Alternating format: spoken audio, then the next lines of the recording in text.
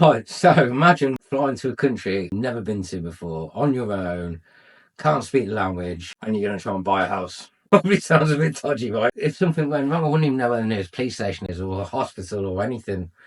Probably sounds a bit scary, I suppose, but honestly, I didn't feel unsafe once there. So in this video, I'm going to basically tell you what it's like traveling to Bulgaria on your own, going through the capital city, Sofia, and their old capital, Veliko, plus what it's like in a rural village. We'll go over the health and safety, which you may find shocking. We'll compare it all to life in the UK. So, first impressions. Well, first time through there, I hadn't picked a house I was going to buy yet. Just basically booked a flight to Sofia and just hope for the best. So I arrived at Sofia. I had a transfer booked. It was meant to take me from Sofia airport to the hotel. I thought they'd take me to the hotel. No, they just dropped me bang in the middle of Sofia, in the middle of this big island. How do I get to my hotel? Put it in Google Maps, found it, and then I was like, right, this way. And I looked and I thought, how do I cross the road? This is no lie. I was like, how do I cross the road? And then I panic set in. I was like, oh my God, I'm here to try and buy a house and I can't even cross the road in that city. I was like, oh, what have I done? But after the panic had sort of calmed down, I was looking around and found I got like a subway underneath the road and come back up the other side. So I walked off down to go get to the hotel. This hotel was just a cheap thing I booked for for the one night because I was having a few beers when I was travelling just to calm the nerves. I'd never been anywhere before on my own. So yeah, I had a few beers. I didn't want to get the hire car. I put this little hotel, cheap hotel, and it was down this dodgy little back street. Graffiti everywhere, just like a dark, dingy back street basically. Got to this hotel. The room was right next to the lift on the top floor, so every time someone got in the lift, you could hear it. Right, let's have a quick shower. I would walk around Sofia, bite to eat, have a few beers, and do a bit of exploring. So, jumped in the shower, looked at the wall dead opposite me. There's a plug socket, and I swear to God, this plug socket, they just put sellotape over the top of it to stop water getting in. Does a job, yeah.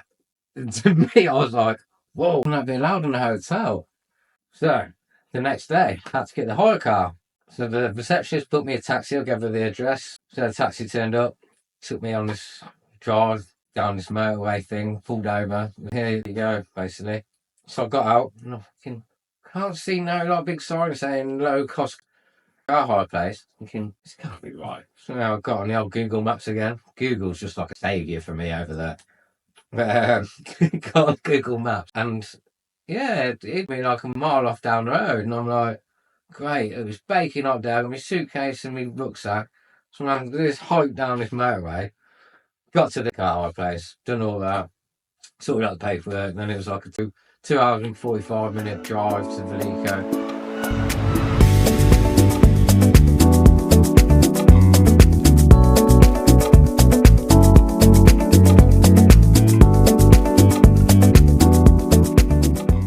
So I arrived at Veliko. So the hotel was there, and I had to obviously park the car. I reversed out of a car park space. I thought, oh, wicked. I'll bang it in there. Hotel's literally just down the road. So I put it in, got my stuff, walked down to the hotel, went in, saw the receptionist, checked in, asked her, is my car right to be out there for the night? And she went, where is it? I said, on the left out there. And she went, can't park on the left. You can't up in the car park space. And she said, well, you park down by this university. She says, it's free there all day. And I was like, free? Thinking, well, I haven't paid anything. So I was like, all right, cheers, yeah. So I thought, better go get the car. And literally, I've been like 10 minutes, dumped my bags, checked in. So I walked back out. Bang. Yeah, I've been clamped. I was like, oh my days, you are kidding me. I thought, how do I get this off now? And I saw the ticket bloke coming by. And he's just pointing up at the sign. And I'm like, that's no good to me. I didn't see it. What do I do? I'm like, how can I get off? And I went down to the hotel. Spoke to the receptionist. She was good as gold. She was really nice. She was like, come out, yes. She come down. She spoke to the bloke. And he said 22 lev to get the clamp removed. Now, I was expecting if it's like in the UK, it's like 100 odd quid or more to really get a clamp removed. If you're lucky. So this was about £8, £8, £9. And I was like, yeah, I'll pay.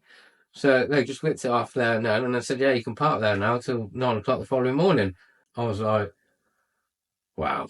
So big thank you to the receptionist at Hotel Play in Veliko Tarnovo. So then I thought, right, after that drama, I'll go and get something to eat. So I tried one of these restaurants that I'd heard about called Ego. So I go to this restaurant and they said, oh, I'd like to sit on the balcony. I was like, that'd be nice. And the view was amazing. Ordered a pizza and a beer. And that's came and these birds come flying over and they landed on the railing right by me. I was like, oh, that's nice. And they started getting a bit closer, getting on the back of the chair behind on the opposite side of the table. And then we know they actually sat on the table, had these birds on the table, and I ended up feeding them like bits of my pizza. And I was like, that moment now, I was like, I love this place. Sun shining, got a beautiful view, you got these birds landing on your table that you're feeding, and I'm like a big animal fan, so to me this was just like perfect. And then, so let's put that in comparison to the UK. My mate went to a restaurant, took this girl to a restaurant in Birmingham the other week. This made me laugh. So he took this restaurant and they said, we'd like to sit by the window. He said, great. So then this girl sat next to the window. They had something to eat, asked for the bill. They got the bill. They got charged £5 each window tax to sit by a window. I was like, no way. Can you believe that? It cost them an extra tenner to sit by a window. My pizza and a beer come to like less than a tenner. I was like, oh my days. So that was just, it just blowed my mind. So it gets its name, Rip Off Britain. Now, as for health and safety in Bulgaria, this is a different question. That socket in the shower, what's that all about? To me, that's just shocking. What's that about? Having a plug socket in the shower with sellotape over the front of it. I just didn't think that would ever happen. But then you've got like, so I'm walking around Veliko and you've got these roofers. Check that out, look how high they are. No scaffold. No. One slip from there, they're goner. Just, it's crazy. I don't even know if they have scaffolding, if that's a thing there or not, I don't know. But, because I saw another bloke hanging on a rope swing basically off a balcony doing a bit of painting. And I'm like, oh, this is mad. But, and also, air conditioning boxes. You'd think they tend to be high up out of the way. No, not there. Literally head height. So you're walking along, you can just bash your head clean off these things if you're not looking where you're going. Sometimes they put like a little like duct tape cushion pad on the corner of it, but that's it. And I'm like, wow, that's mad. Where's the blame as a claim in the UK? So you hit that, then you see where he's going, you know. But which I like, to be fair. So I know it's a bit rough and ready, but when whose fault's that? You should be looking where you're going. Simple, really, isn't it?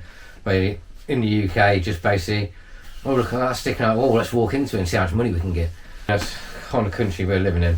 But so you've got that and the pavement. You've also got to be a bit careful where you're walking. I don't know how you girls do it in high heels, because if you're on a night out walking around in high heels, you really do have to watch where you're going, because there are some like craters and that all in the pavement. But again, as long as you're looking where you're going, you're fine. It's not everywhere, but there are some areas. It's like the UK. The UK, they have potholes galore around here at the minute. But, so the health and safety is a bit different compared to the UK, to say the least. But for actual personal safety, crime, how you're treated, and the people there, I can honestly say I've never felt safer, especially compared to the UK right now. No one seems to be looking to start trouble. Everyone just seems to be getting on with their life. It just feels like a safe place to be. So would I recommend Bulgaria? Definitely. Especially if you're someone who can handle things that are a bit rough around the edges. So over here it's just like a slower, simpler life. And if that's what you're looking for, Bulgaria is the place for you. Now don't get me wrong, if you need everything to be in English and you want everything to look like it came out of a catalogue, then Bulgaria is probably not the place for you. But if you're after a bit of freedom, somewhere where you can relax, chill, and not worry about the stresses of life, and be able to go out and have a nice meal without breaking the bank, then Bulgaria is a place for you. So the village where my house is, it's not picture perfect. It's not got neatly trimmed streets and shiny houses, but here's the thing, I've got my own house, which I'm mortgage free. I've got a big garden, a barn, peace and quiet, and just down the road I've got the town. You've got shops, supermarkets, cafe, bar. Got an indoor and outdoor swimming pool just down the road, massive one. The city's only half-hour drive away. You can't get that in the UK unless you've got silly money. And here, it's cost me £5 for this house and whatever it cost me to do it up. But it's not going to cost me what it'll cost me in the UK. I've never felt unsafe there. If anything, I feel more relaxed there than I do back in the UK. It's not for everyone, but for me, it's the best decision I've ever made. So if you're thinking of doing something similar, or just curious of what it's like, then hit that subscribe button, because I've got a lot more stories to come and behind the scenes renovation progress. So hit that subscribe button and I'll see you on the next one.